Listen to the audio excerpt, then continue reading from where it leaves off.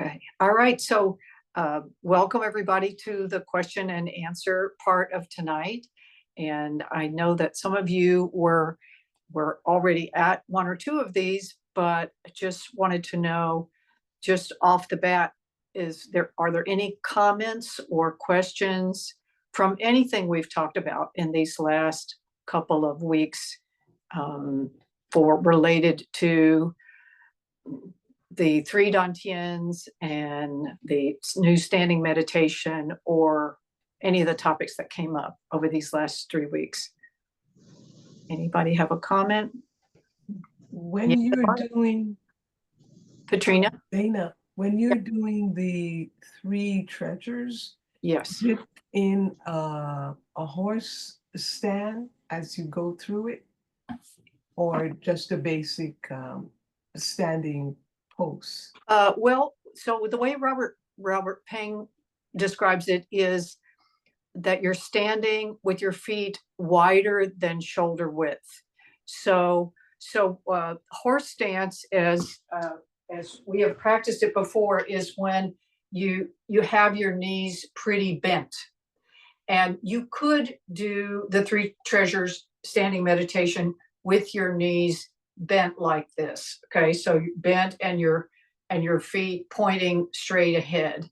But the way Robert Peng does it is he has his feet wide, a little wider. He calls it 1.5 shoulder width, so a little bit wider than shoulder width, and he just has his knees soft. He doesn't have them bent. And this is a good question, because later in the class, when we're going to be doing our breathing to the back, inhaling to the back with the shoulder pressed down, that is more of a horse stance. And anytime you can be in a horse stance, if you're strong and your legs like that position, your knee likes that position, that is very strengthening for the kidney system. So you can be, for some people, it's pretty challenging just to have the arms way up here and be doing that new meditation. So horse stance is not necessary. So that's a good question. It's optional.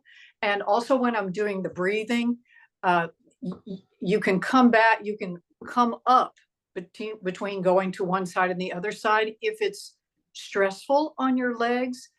But if you are really wanting to strengthen your legs and address the kidney system, then you want to stay in that posture as long as you can.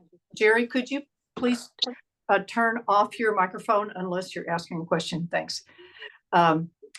Okay, so is that clear, Katrina?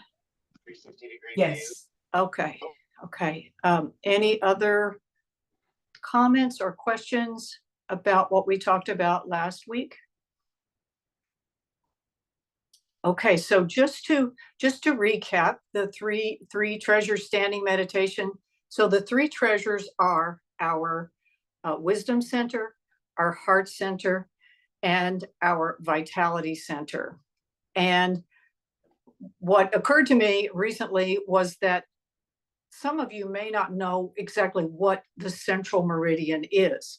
So what the Central Meridian is a term from acupuncture, and it's a circle, an energetic circle that starts at the base of the perineum. That's why when we're doing the perineum tuck, we activate that Central Meridian. We also activate the kidney energy system.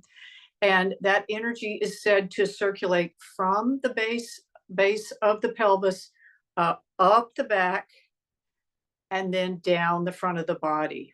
So that is known also as the microcosmic orbit. So just as the planets and the moons and the solar system have their orbits, in traditional Chinese medicine, there is a microcosmic orbit, which is the orbit of your own body. And this energy, that's why sometimes when we're doing a flow, like for example, Tai Chi opening, and I say to you, okay, imagine that the energy is flowing up the back and down the front Okay, I'm talking to you about your energetic microcosmic orbit. And so this is, I don't want to go into the technical parts of what this means in acupressure, but this is just a way to think of the energy circulation generally in the trunk of your body, all the way to your head. And so when we do the three treasures meditation, so this central meridian is said to go through each of these three dantians as it's making its energy circuit up the back and down the front. And then in the three treasures meditation, we are then connecting that central meridian to heavenly energy and earthly energy, and we're connecting all three treasures at the same time. Okay, so I only realized the other day that actually maybe I haven't spoken a lot about the central meridian and what it is, but it's obviously the part of our energy that also connects to heavenly energy and earthly energy.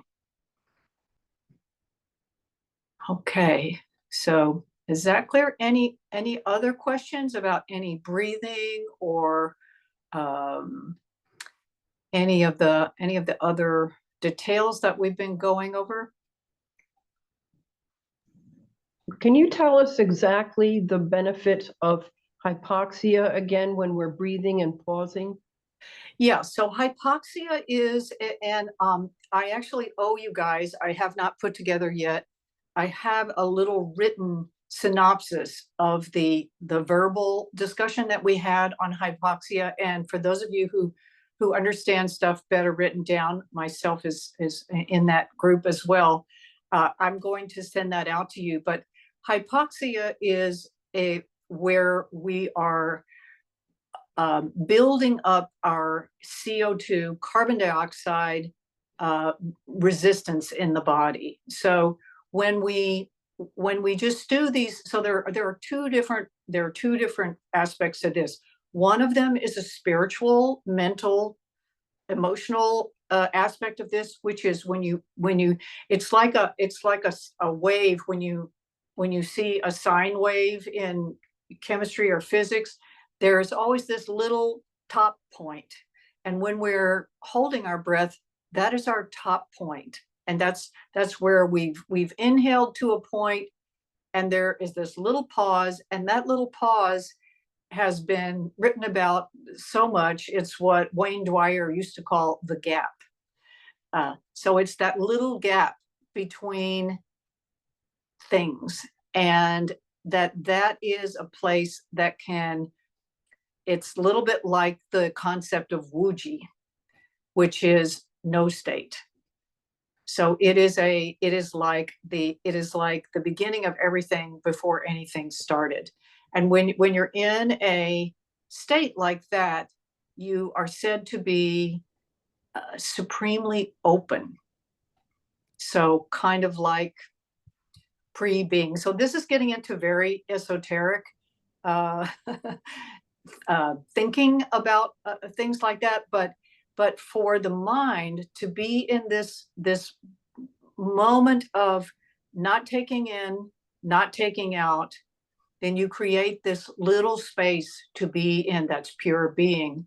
And then we do intermittent hypoxia, we do where we are, for example, doing box breathing, and where we're holding for an equal length of time. We inhale, say, to 4 counts, hold 4 counts, exhale 4 counts, hold 4 counts.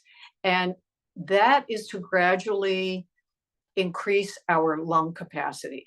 So intermittent hypoxia is where we are encouraging our bodies to feel a little bit of air hunger.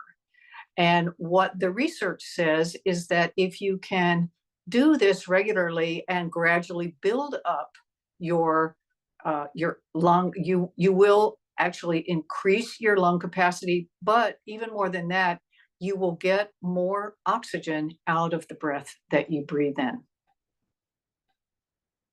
Okay, so like I said, I definitely would like to and have in mind to write this all down, because we did discuss it a couple of times, especially when we were discussing the breathing. And so I will write it down for you, and we will spend more little pockets of time on breathing as going forward, because winter is a great time to do that.